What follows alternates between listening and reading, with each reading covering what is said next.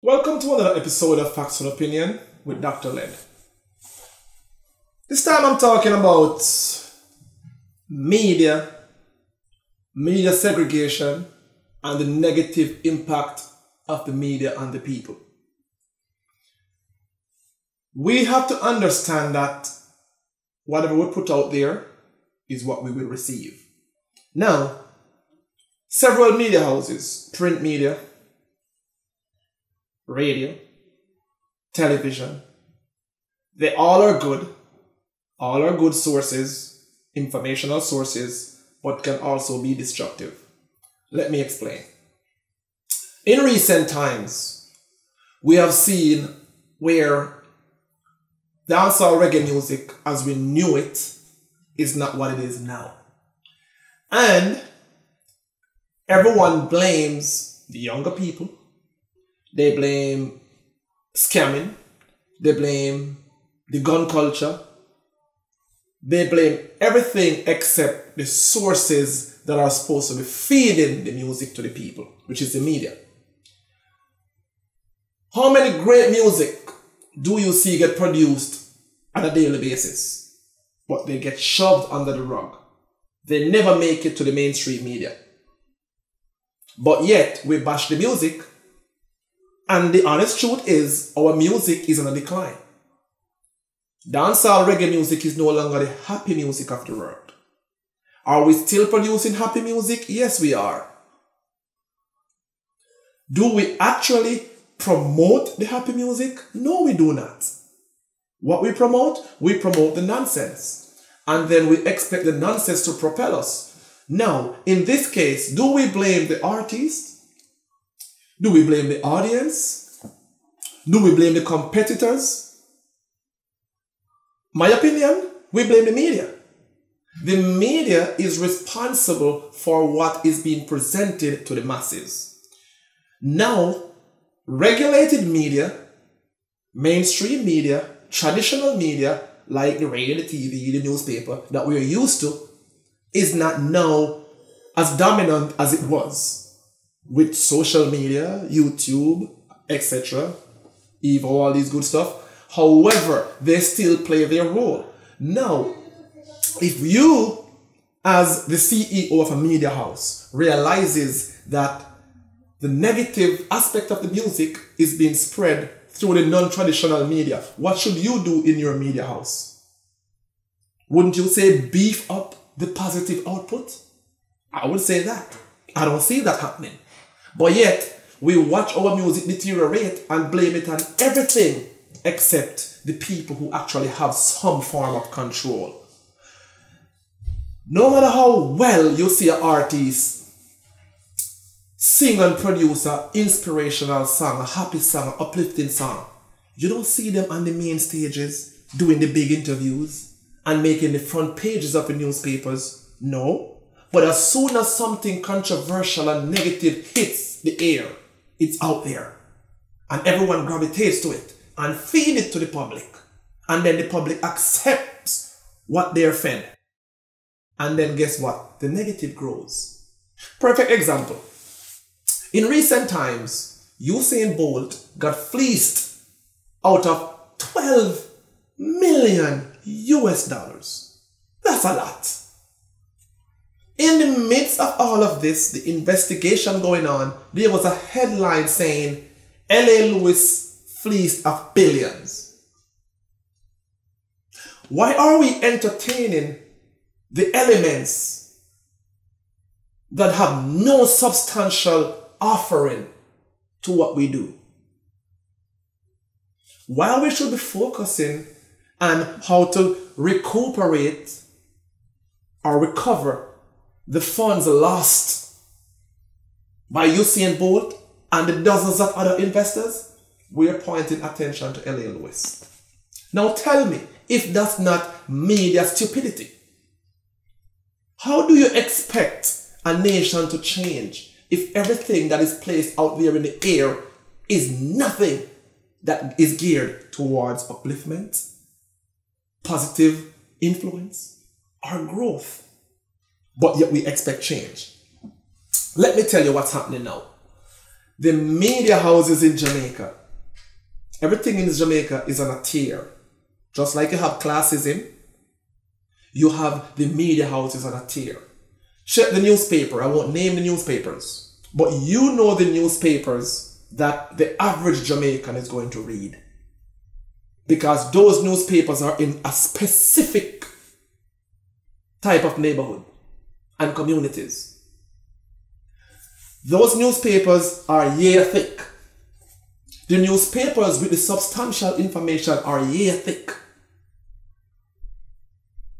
The headlines that makes, let's say, the Jamaica Star does not make the Jamaica Gleaner. You do not see educational stuff in the Jamaican Star. You don't see stuff that are helping to take people from one dimension to the other in the Jamaican Star. The average person living in an uptown community will not buy the Jamaica Star. Hence, their kids are not exposed to the news articles in the Jamaica Star. They purchase the Jamaica Gleaner, and at a minimum, the Jamaica Observer, because that's where the substantial information are housed. And yet we don't see the disparity in that. Why don't you make all the newspapers the same price? So that means everyone can have access to all the articles that make sense. When a certain type of news is being reported, it hits a particular newspaper. Whether it's entertainment, whether it's sports, whether it's politics, whether it's crime, everything in Jamaica is characterized. Even the media publications. And then you wonder why we are stagnant in so many areas of our culture. Because of a disparity in how we do things. Listen, until we provide a level playing field, believe me, our nation will be in dire erosion. Cultural erosion, economical erosion, moral erosion, and ultimately brain drain. We need to ensure that the media houses in Jamaica are on a level playing field. Those big newspapers need to be highlighting stuff in the hard neighborhoods. The only time you see something in the media from the rough garrison communities is when it's something bad. Nothing good. Nothing good. Nothing good. Media houses, Jamaica's media houses are destructive. For example, even the entertainment programs. You look at the entertainment programs, right? The same people who are supposed to be entrusted with the task of taking our culture to a higher level and being ultimately the sustainer of our culture, they are the ones who are eroding the culture. Look at the people that you see on programs like, let's say, the Onstage, the Entertainment Report. Not saying that these guys does not deserve to be on the program. My thing is, why don't we have the people who are making the positive contributions as well? And then, when they take these youngsters onto these programs, all they do is humiliate them. Humiliate them and try to portray them to the public as dummies. And these youngsters really does not understand the psychological techniques that these media houses are using to destroy them and destroy their brand and preventing them from going internationally. We saw it with Jashi and Entertainment Report. It was people like myself and others who had to come out and say, no, that's not right. We've seen it. We've seen it. We don't see them taking out people like Chuck Fender, Anthony B, These guys who are out there doing the work in the world. We don't see Mikey Spice on there. We don't see Richie Spice. Teach them. Teach them. Teach them TV. He is the one who's actually doing 90% of the work that the mainstream media was supposed to be doing for entertainers and the entertainment industry. And I'm spending a lot of time on entertainment because, whether you believe it or not, this is the breadbasket of majority of our people in Jamaica. Whether they are directly or indirectly involved in the industry. I'm talking about from DJs to vendors to transportation operators to bartenders. These people depend on the entertainment industry to survive and feed their family and take care of their kids and build a retirement. So we must preserve it. But when the media is being so biased towards the things that the average person in the nation is dependent upon, we are going to have a problem.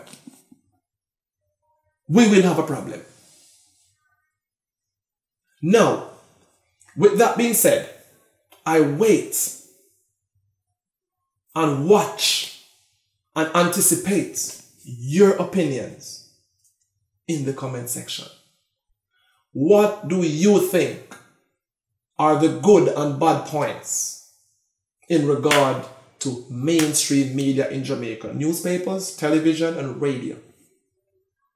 I await your comments in the comment section below.